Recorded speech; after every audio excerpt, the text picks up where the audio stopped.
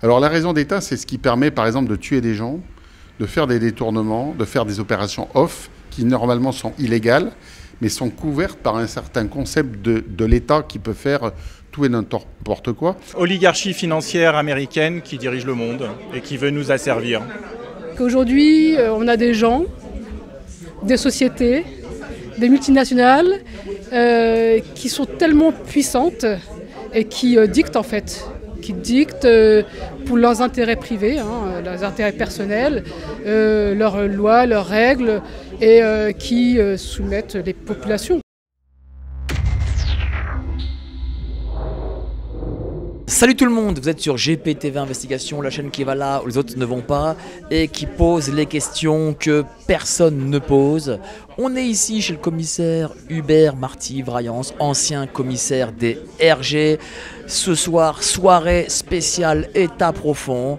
On va demander aux gens qui sont ici présents, la salle est pleine, qu'est-ce que pour eux l'État profond? Comment ils définissent l'État profond? Quel est le rôle de l'État profond? Je sens qu'on va avoir quelques réponses excessivement intéressantes parce que là on est vraiment parmi les gens qui s'informent et qui regardent aussi le géopolitique profonde pour le coup et qui se doutent bien que l'État profond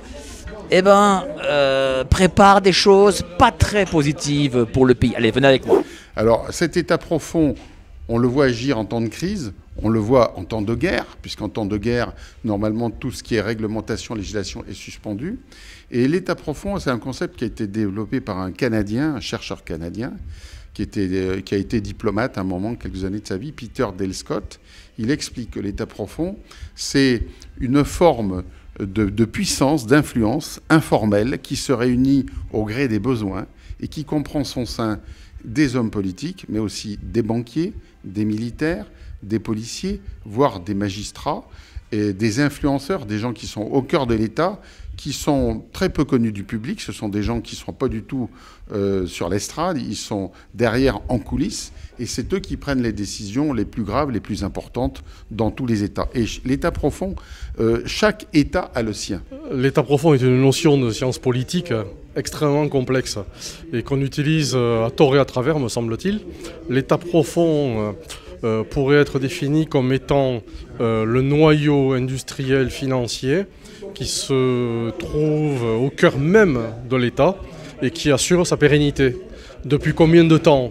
On peut remonter très loin, plusieurs siècles, notamment en France. Pour moi, c'est une mafia.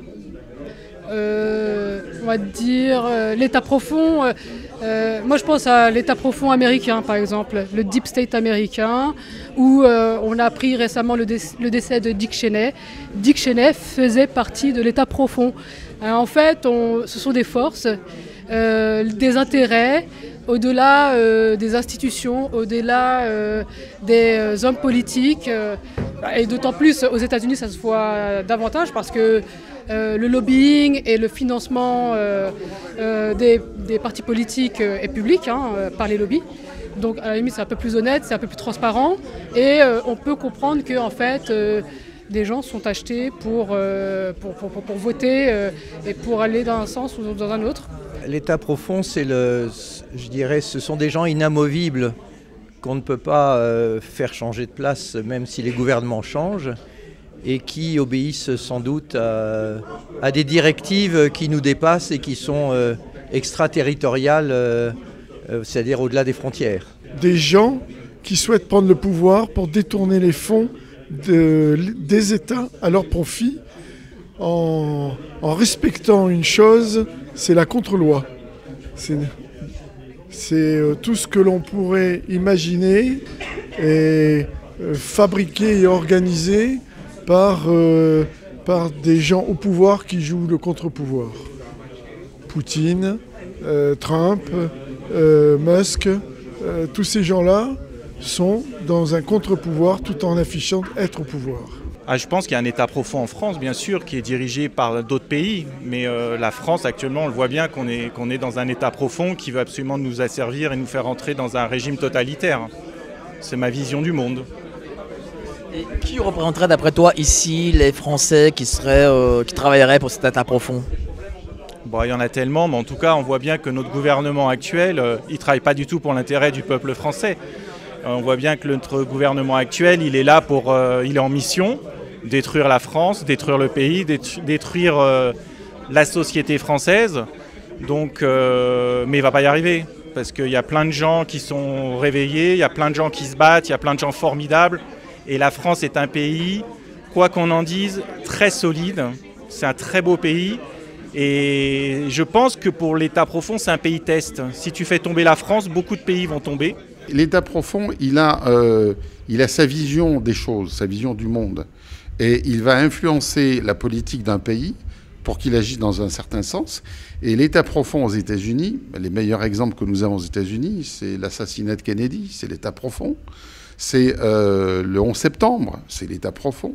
Et en France, ce que j'explique à travers mon essai, c'est que je suis parti du faux suicide de Bérégovoy pour me dire comment c'est possible que le PS ne dise rien et que la droite non plus ne dise rien et que tout le monde soit d'accord pour quelque chose qui était une élimination politique flagrante. C'est-à-dire que la CIA, Mossad, la DST, tout ça sont des armes de l'État profond, par exemple. Voilà, ce sont des bras séculiers qui agissent à un moment donné pour prendre certaines décisions.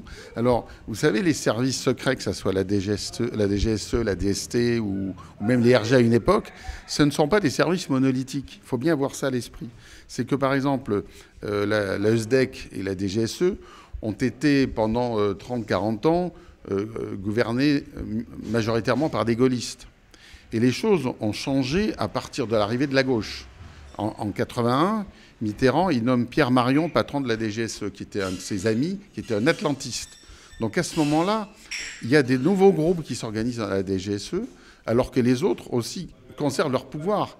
Et l'histoire du Rainbow Warrior, par exemple, le fiasco du Rainbow Warrior, on sait très bien que ce sont des gens proches des réseaux Focard et de l'ancienne SDEC, de l'ancienne DGSE, qui ont laissé des indices, des traces volontairement pour planter les nouveaux membres, les nouvelles structures importantes de la DGSE.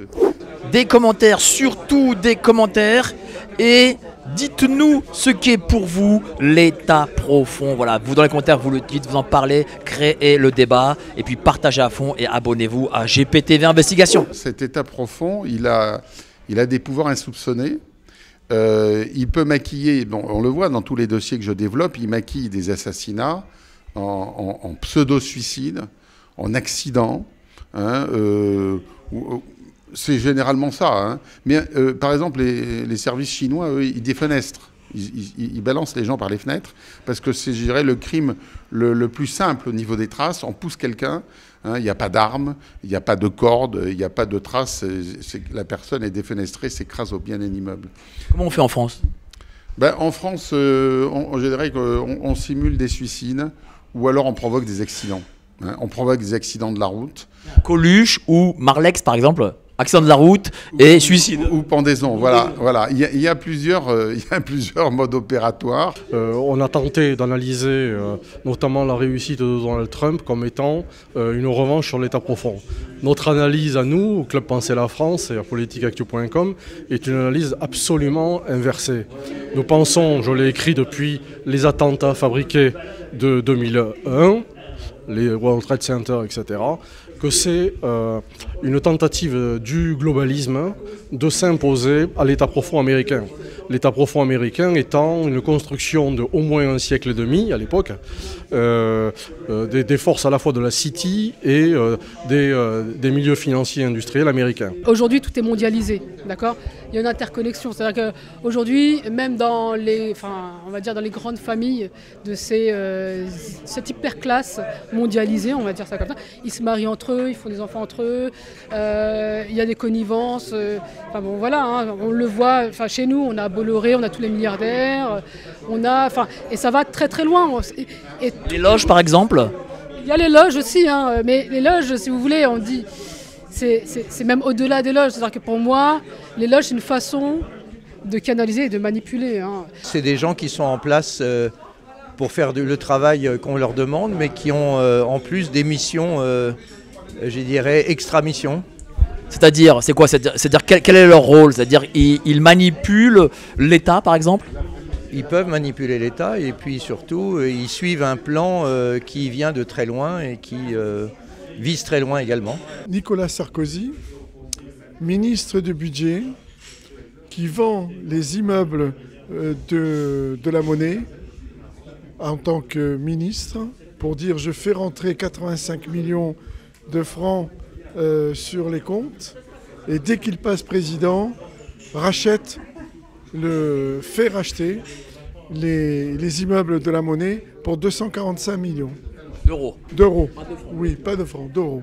Là, ça fait une sacrée plus-value. Donc, à qui va la plus-value et où elle est passée? Dans quelle poche? Dans quelle poche, voilà. Et on peut aussi initier quelque chose, c'est que lorsqu'il prend le pouvoir, il a une fortune qui est de l'ordre de 220 millions. 220 millions d'euros cachés. Et quand il quitte le pouvoir, elle représente plus de 2 milliards. Je pense qu'il va y avoir un réveil collectif qui va être très fort et soudain. Moi, je crois à ça et je pense qu'on va s'en sortir. Mais de toute façon, le système actuel dans lequel nous vivons ne peut pas continuer. Il est mort. Et ils le savent que leur système est mort. Donc maintenant, ils essaient de faire quoi? Ils essaient de trouver des solutions pour cacher toute la merde qu'ils ont semée, mais ils n'y arrivent plus à la cacher parce qu'elle est tellement énorme, tu ne peux plus tout mettre sous le tapis. Maintenant, il y a des éléments nouveaux qui sont arrivés, c'est les diffusions de l'information par Internet, des médias qui ne sont pas aux ordres, qui ne sont pas achetés par les 7-8 oligarques français qui manipulent l'information, qui drivent l'information. Donc heureusement que vous faites un travail salutaire pour la démocratie, parce que s'il n'y avait pas des médias comme vous, effectivement, des opérations montées comme celle dans les années 90 ou 2000, Bérégovoy, Balavoine et tant d'autres, pourraient se reproduire. Est-ce qu'il y a un État profond en France? Bien sûr. Bien sûr. Quel est-il alors? Mais c'est à la fois un môle industriel et financier, et à la fois militaire, avec des réseaux et une structuration largement confidentielle, voire secrète. Moi, j'ai beaucoup voyagé dans le monde, sur tous les continents. Et puis, sur tous les continents sauf l'Antarctique. Et au fil de mes pérégrinations, j'ai rencontré des gens, que ce soit au Moyen-Orient ou au Liban, des gens qui travaillaient dans l'enquête sur l'assassinat de Rafik Hariri, par exemple. Ouais, donc là, je dis un truc que je ne devrais peut-être pas. Donc en fait, l'enquêteur détaché de l'ONU, il disait rien, hein, il n'avait pas le droit. Hein, donc, impossible de le cuisiner. Hein. Mais il était là pour l'enquête et moi, avec le temps, il y a peut-être 15 ans que je l'ai vu, je comprends que tout est nébuleux, tout est opaque, l'information pour que la vérité sorte, même le temps ne suffit pas en fait. Hein. Ouais, je pense qu'il est temps qu'on fasse la lumière pour qu'on sache quand les gens votent quel est le poids réel de leur vote en réalité. Parce que comme disait Coluche, vote et tais-toi. Sarkozy, la famille Sarkozy, elle fait partie peut-être d'une forme d'état profond. Tout à fait, je pense. Sarkozy, dès qu'il a été président, il est foncé aux États-Unis. Il a été voir notre ami Bush, qui, quoi qu'on en dise, la famille Bush était quand même associée avec la famille Ben Laden. Hein. Donc on a une relation, c'est eux qui ont construit les tours. Donc ils savaient où il fallait pour les détruire. Enfin, je sais pas, mais le monde n'est jamais ce qu'on nous montre dans la vérité des choses. Vous avez pu voir la définition des Français sur ce qu'est l'état profond. Chacun, visiblement, a sa définition, mais malgré tout, il y a un corpus commun qui est lié à l'oligarchie financière. Ils ont compris, les gens comprennent grâce aussi à Géopolitique Profonde qu'il y a en effet au-dessus de l'État, l'État profond. Et vous, dites-nous ce que vous en pensez et n'hésitez pas à commenter et à parler de ce qu'est cet État profond. On attend tous vos commentaires, créez le débat. Allez, à la prochaine sur GPT Investigation.